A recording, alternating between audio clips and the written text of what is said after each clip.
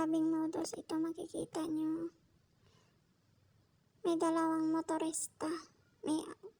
May kasama siyang angkas. Nagpasimplang sila. Kunwari, papanggap na aksidente ba? Tapos may paparating dyan na mag-asawa. Na may angkas, asawa. Angkas na yung asawa niya. Tapos tinulungan silang dalawa. Tingnan nyo. Pinatayo lang yung motor nila. Tapos ginawa sa asawa at saka sa kanilang dalawa. Kinuha lang yung dapat kunin. Mahirap ang ganito. Mas lalo na kung gabi ka nag-travel.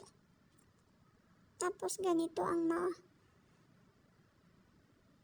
ano sa daan. Buti na lang may CCTV. Huling-huli sila sa CCTV ba? Hindi.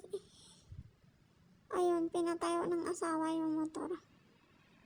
Ayun, ginawa sa babae. Ayun, pati din sa lalaki. Grabe, no? Tinulungan na nga sila. Kinuha lang nila yung pera yata. Kung ano dapat nilang kunin. Tapos, pati yung motor nila, gindala rin. Grabing modus talaga. Kawawa yung mag-asawa. Wala silang motor. Ninakawan pa sila. Grabe.